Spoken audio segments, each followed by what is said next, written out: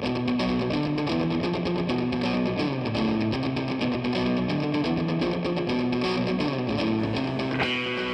Pod, Episode 1029. Graduated Justice, an Amelia Lee Mystery. By Mina Chang.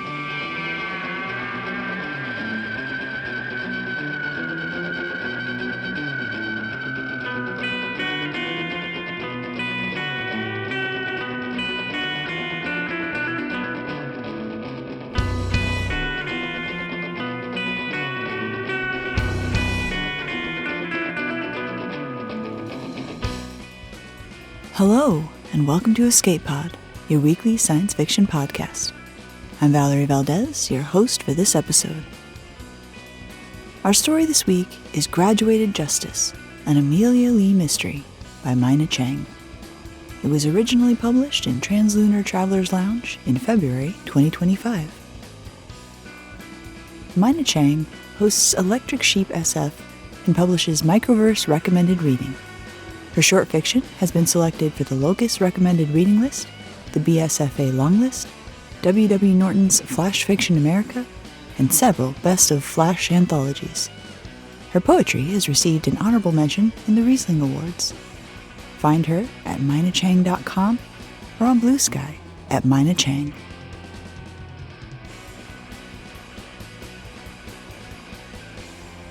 Our narrator, Amanda Ching, is a mailman. Neither rain, nor snow, nor elder gods can stop her. Now, get ready for a disabled detective to make sure justice is served, because it's story time.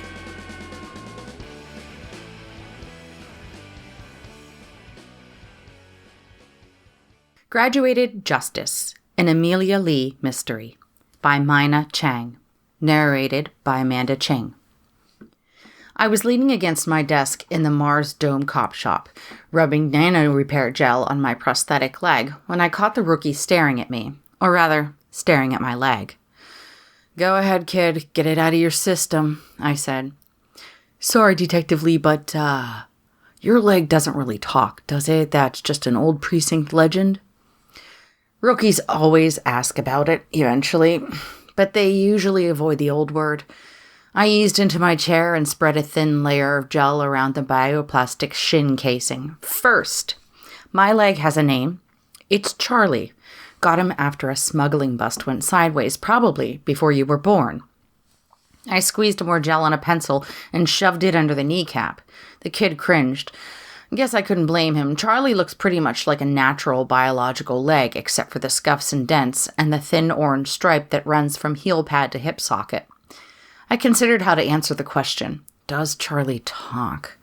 Not exactly, but he communicates with me. Sounds, vague feelings lacing my gray matter. The Mako Corps doctor said it was a bug in the experimental interface. That was years ago, before they abandoned the prototype, stranding me with a misfiring jack port and a prosthetic no one knew how to service. But rookies never care about that. They just hope the old lady's weird leg really does tell dirty jokes. I eyeballed the kid and gave him what he wanted. "Those rumors you heard? Yeah, they're all true." Something inside the knee crackled, probably a faulty nano-adhesion sloughing off thanks to the repair gel. I pulled the pencil out and the kneecap snocked back into place. The rookie's face paled and he scurried away. Not surprising. People often get queasy after witnessing Charlie's inner workings up close. "Don't let it bother you, Charlie," I said. A soft metallic ting emanated from inside his frame. I smiled in response to his good humor. Then another rogue nano-adhesion crackled loose. Pent-up pressure released, and the cheese grater sensation that had been scraping my neural interface all morning faded. "Ah, that's better." I closed my eyes and leaned back in my chair, soothed by the precinct's familiar chatter. Vargo, from across the hall, was griping about a sports dome new low-grav rules again. She was the only other old-timer still in the department. Both of us past retirement age, but too broke to quit. The knots in my muscles loosened as I listened to her complaints. 10 seconds later, my comm chimed. I groaned. Another 10 minutes, or even 10 more seconds, would have been nice. It chimed again, flashing a new case assignment. A mishap on a shuttle from the Commerce One space station.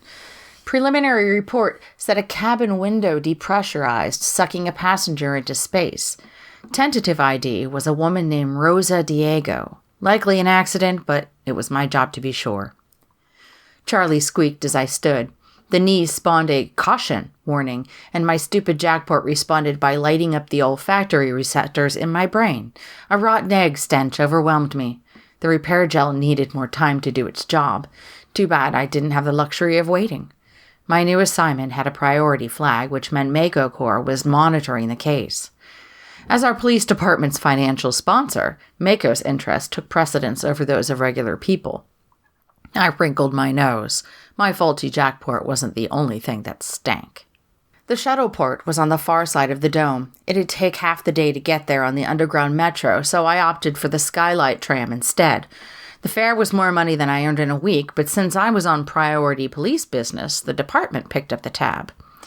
I settled into the padded seat and opened the preliminary case file. Info was sparse. I studied Rosa Diego's ID and photo as the train ascended, skimming the arc of the dome. At level 32, the lights went dark, a nice, dramatic touch, and an eye blink later, pink sunlight filtered through the honeycombed outer dome shell. I turned my face to the glow. Aches momentarily forgotten, I felt almost young again as I savored the natural light. No wonder the rich folks flocked up here to live. Charlie tinged agreement. The ride ended sooner than I would have liked. I exited the tram at the shuttle port, mourning the return to artificial lighting, and descended to the passenger deck. 4 of the 5 landing bays held ships in various stages of loading and unloading.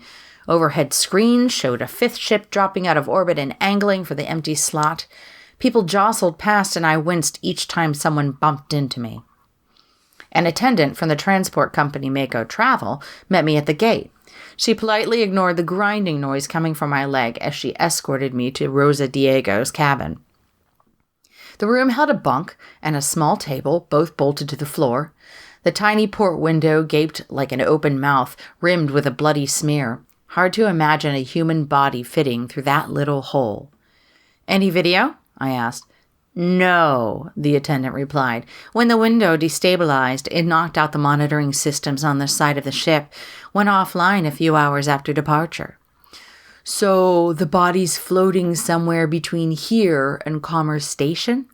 "Whatever's left of the body," she said. I grimaced, studying the damaged port. "You said a meteorite caused the blowout." "That's what the maintenance crew reported. It's rare, but it happens." "Any other cabins damaged?" "No." Freakishly bad luck?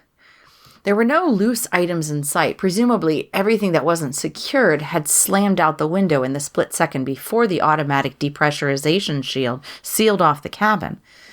I poked around the room and spied an envelope caught between a shattered cabinet panel and the bulkhead. The paper was luxurious to the touch, a thick bamboo weave. It held a graduation announcement from the Mars University School of Law. "Mom, wish you could be here," was scrawled on the back.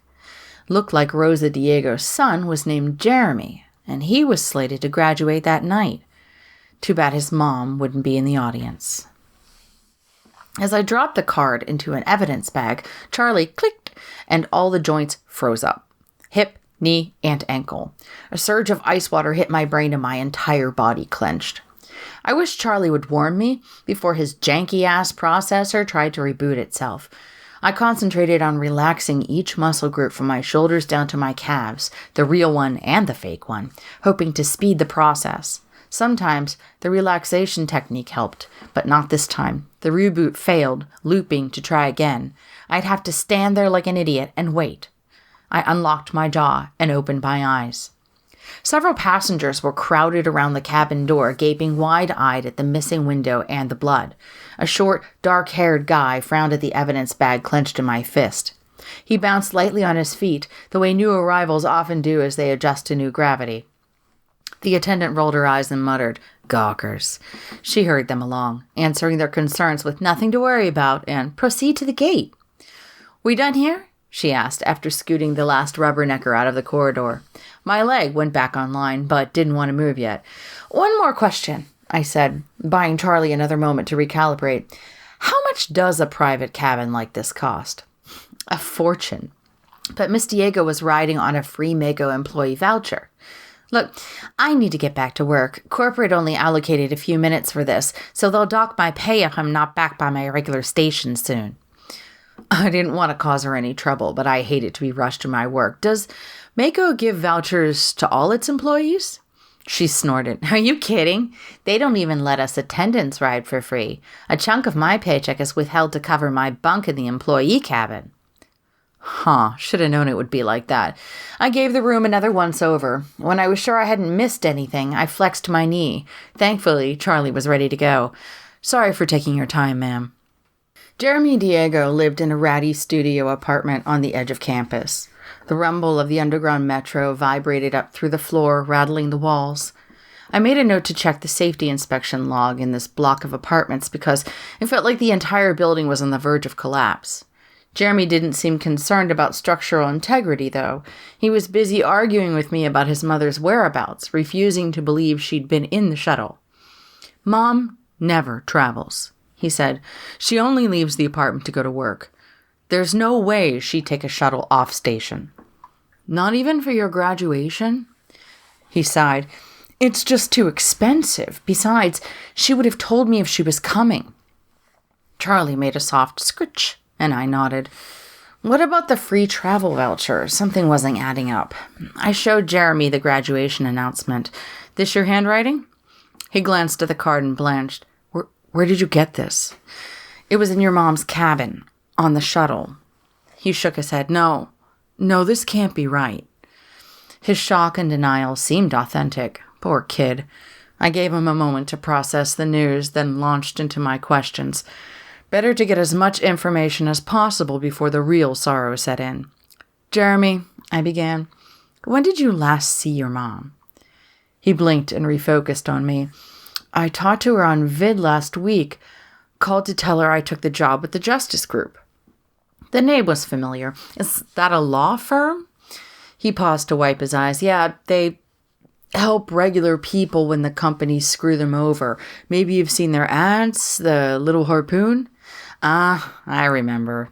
Their logo was a stylized harpoon fired into the underbelly of the giant Mako core sharp.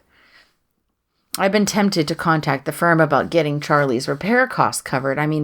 I got Charlie because of a work-related injury, a firefight, and a cargo hold over contraband jackports, so I thought the PD should at least pay for basic maintenance. But since Mars PD is under Mako's official sponsorship, well, there was nothing my bosses could do, and the corporation pulled the plug on Charlie's experimental tech, and the Mako shark didn't like little fish like me making waves. Which brought me back to Jeremy Diego. Your mom worked for Mako, right? He grunted. Yeah, at Mako headquarters. She's been an administrative assistant in the executive suite for 30 years, always working overtime. Interesting. So she was privy to the bigwig's daily activities. I guess so. He closed his eyes, lips trembling. I can't believe she's gone, on top of everything else that's happened. Everything else? A few days ago, Mako Finance notified us that I owed a lot more money on my student loan. Mom's special employee interest rate had been retroactively canceled. Apparently, my upcoming graduation triggered their billing cycle, and my first payment is due in 30 days. Another scritch hummed through Charlie's frame, and I agreed. Can they do that? Change loan terms after the fact? Jeremy shook his head. Not legally. I messaged Mom about it. She was afraid it was because of my new employer. She was going to check into it, but she didn't call me back. Maybe she was already... Oh. The kid's head dropped into his hands. This was the worst part of my job. The waiting area at Mako Medical was empty. I hoped that meant I could get in and out quickly, but then I realized everyone ahead of me had simply given up and left. I pulled a couple of chairs together and propped Charlie up. The grinding in my knee hadn't improved, and the juncture between my remaining hip bone and Charlie's anchor socket kept misfiring. The pain bounced between sharp jackport spikes and a deep, real bone ache. I massaged my other leg, which occasionally helped, even though that made no sense. While I worked my fingers along tired thigh muscles, my mind returned to the bloody porthole in Rosa Diego's cabin. Charlie, Do you believe a meteorite took out a tiny window in a single cabin? I grimaced as another spike of ouch hit me. Yeah, me neither. I'm confused about Mrs. Diego, too. Jeremy said she didn't travel, wasn't even going to attend her only kid's graduation. What made her get on that shuttle at the last minute? My knee twinged. I nodded. Jeremy accepted a job with the law firm that wants to take on Mako Corps, and then Mako rescinded his mom's employee loan rate. Shitty, but it makes sense, right? Ting! Okay, so why would Mako then give her an upgrade to a pricey cabin on one of their ships? My comm chirped, scattering my thoughts. I didn't recognize the ID. Yeah? I answered. Detective Amelia Lee, I'm contacting you to set you up with an appointment to replace your outdated prosthetic. Charlie's input sensors tightened. I patted my thigh reassuringly while stammering at the guy on the comm. I can't afford a new leg. I just want some stronger repair gel. The man continued, We're prepared to offer the upgraded leg at no cost. As soon as your current case is closed, we can get you on the schedule. The Diego case? That's the one. Uh-huh. I've been requesting better maintenance for 10 years, and now they wanted to help? Pisses me off when they try to manipulate me. What's your hurry? Detective, you might be surprised at how much money we lose every hour that shuttle sits empty, taking up space in the port. We need the paperwork signed off. After all, it was an unavoidable act of nature, wasn't it? Do you work for Mako Medical or Mako Travel? Does it matter? He said. Close the investigation. Get a new leg. Everybody wins. Yeah, everyone except the dead lady floating in space. I broke the connection. What do you think, Charlie? Is a day's delay really costing them that much money? Charlie didn't respond. Oh, don't be like that. I'm not going to replace you. I rotated my ankle in tight circles while my suspicions coalesced. This might sound crazy, Charlie, but hear me out. What if Mako murdered Miss Diego? Easier to off one person in a private cabin than blow out an entire ship, and cheaper, too. Charlie tinged and scritched simultaneously. Yeah, good point. Why kill her? Maybe she went into revenge mode when they screwed her on the kid's student loan. Working in the executive offices, she probably has some serious dirt on the top dogs. Wouldn't be the first time a company ordered a hit on an employee who knew too much. And it wouldn't be the first time they tried to bribe a cop to cover it up. I winced at another pain spasm. Maybe I should have asked the corporate goon for a big wad of cash. It'd be nice to fix Charlie up properly. A nurse finally brought out a tube of Mako extra strength repair gel. Use this sparingly, she said. You're not approved for any more until next month. A loud blurp came out of my knee. Back at the precinct, I put a tracer on Jeremy. If Mako had killed his mom, they might target him next, especially if they thought she shared their dirty secrets with him and his new employer. The trace came online, showing Jeremy headed toward the university auditorium. Guess he decided to put on his cap and gown, despite recent events. The new repair gel had wormed into the mysterious mechanics of my leg. I'd splurged and used a full dose, knowing I'd regret the extravagance before the end of the month. But at that moment, I was just happy my interface had stopped slinging electronic shrapnel across my brain. Want to go to the ceremony? I asked Charlie. Probably a boring graduation speech, but the kid might need protection. Scotch. That rookie was staring at me again, so I whispered, I don't want to go either, but we'll feel stupid if something happens and we're not there. Charlie didn't complain, so I hightailed it to Mars University. My stride was almost smooth. I stood at the back of the auditorium scanning the crowd. Jeremy sat with the rest of the graduates near the stage. Seemed safe enough. A short man moved in front of me, standing on tiptoes. Lots of people were doing that, trying to find their loved one among the throng of tasseled caps. Something about this guy was familiar, though. He bounced like a tourist, trying to adjust to Mars gravity. He turned to slide into a seat, and I got a good look at his face, and then I placed him. One of the rubberneckers from the shuttle. Was he a Mako assassin here to finish the job? Or just another parent from Commerce Station eager to see his kid get their diploma? His movements were timid, hugging his arms around himself like he was cold or nervous. Does he look like an assassin to you, Charlie? Scritch. Back at the shuttle, he was focused on the evidence bag with the graduation announcement. Who'd fixate on that when all the other looky-loos were gawking at the bloody window? Ting, ting. Way ahead of you, buddy. I called up Rosa Diego's image on my comm. Tasteful makeup, longer hair, but otherwise the same short person. Rosa Diego was very much alive. Didn't expect that, did you, Charlie? I maneuvered through the crowd and took the seat next to her. She didn't acknowledge me, edging away with hunched shoulders. "Congratulations on Jeremy's graduation," I whispered. Her breath hitched, and she lurched up, but I grabbed her wrist and held her firmly. "I'm Detective Lee, Mars Dome PD. If you cooperate, I'll let you watch your kid walk across the stage before I take you in." She tugged against my grasp, panic lines etching her face. "Let go!" I rose halfway out of my seat and tightened my grip. She hesitated for a heartbeat, then stiffly lowered back into her chair. "You're with the police?" "Not Mako?" There was real fear in her voice. I tried to project a non-threatening demeanor as I called up my badge. "See, I'm Amelia Lee with Dome Police. I'm not going to hurt you."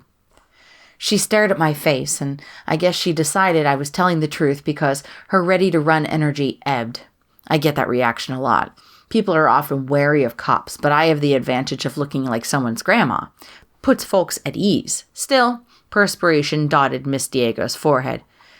"Detective," she began hesitantly, "you have to understand, I'm out of options."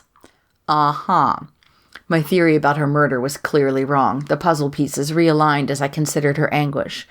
I understand why Mako rescinded your loan agreement, but you faked your death. Why? Her jaw tightened.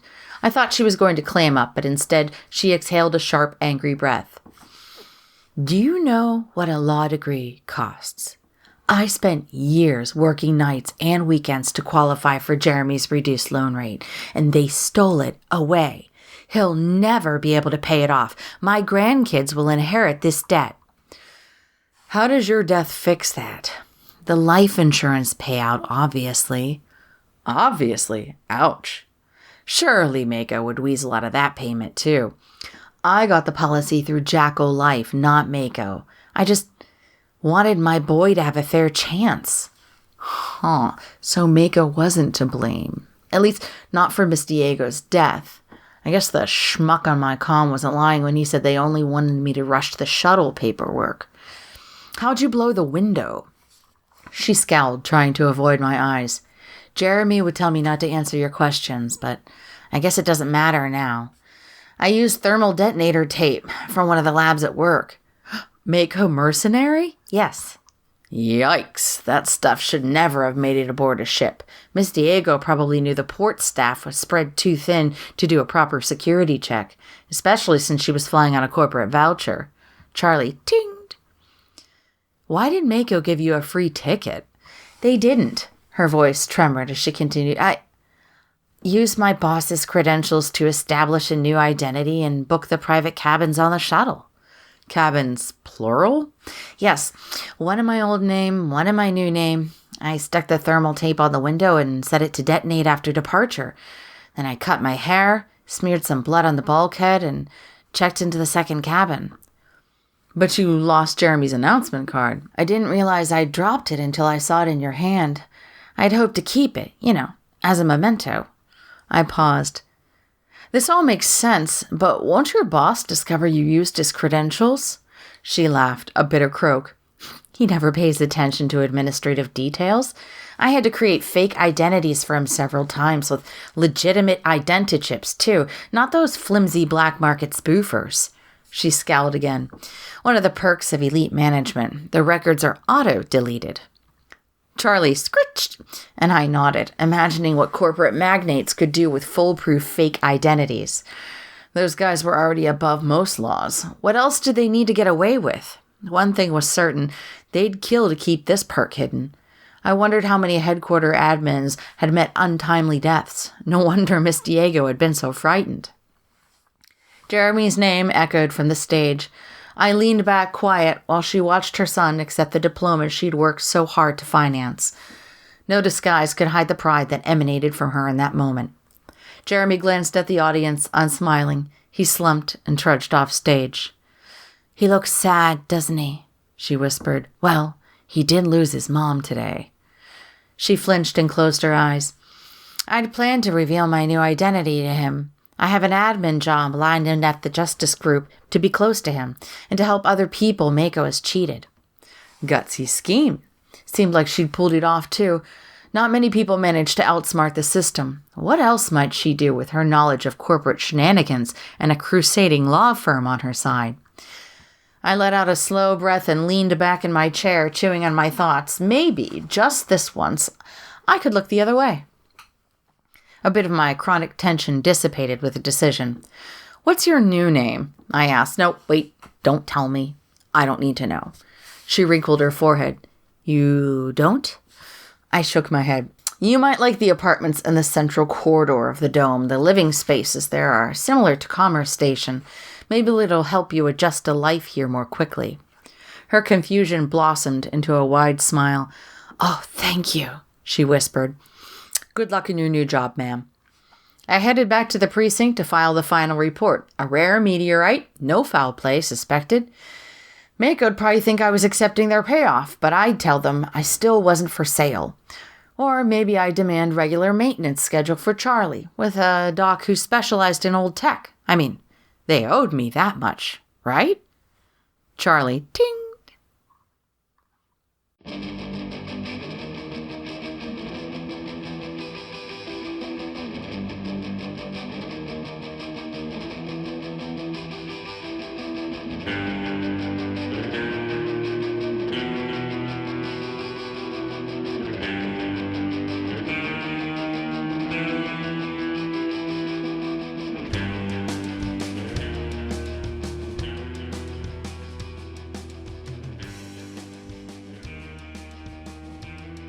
Once again, that was Graduated Justice, an Amelia Lee mystery by Mina Chang.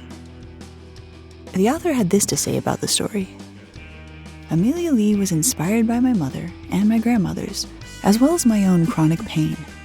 I wanted to explore the difficulties as well as the triumphs that older women may experience in their daily lives. I'd like to think I could manage these challenges as bravely as Amelia.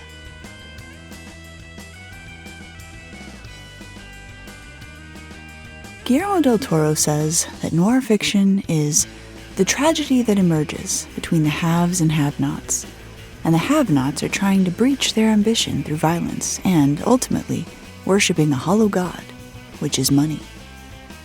This detective story takes us through worlds of having and not having, of violence and its implications, showing us that the god of money, however hollow, is nonetheless guiding the actions of our characters.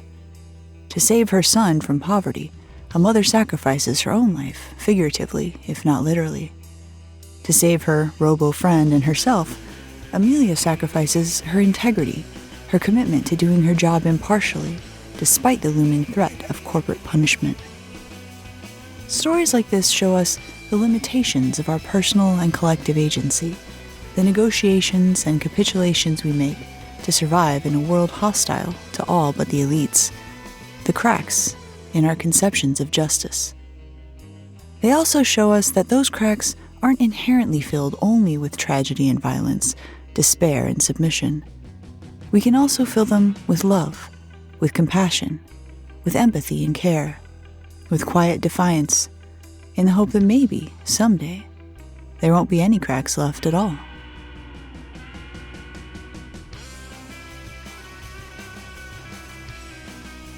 Escape Pod is part of the Escape Artists Foundation, a 501c3 nonprofit, and this episode is distributed under the Creative Commons Attribution Non-Commercial No Derivatives 4.0 International License.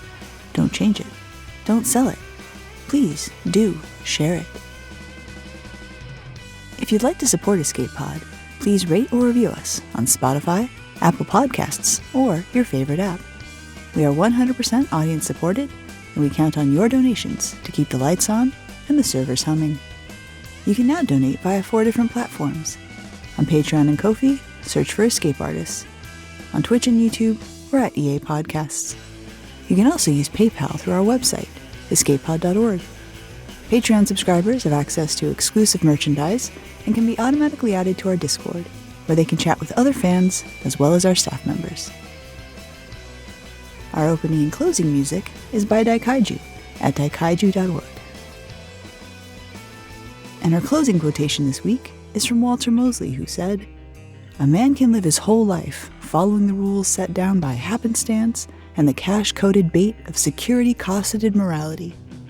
An entire lifetime. And in the end, he wouldn't have done one thing to be proud of." Thanks for joining us, and may your escape pod be fully stocked with stories.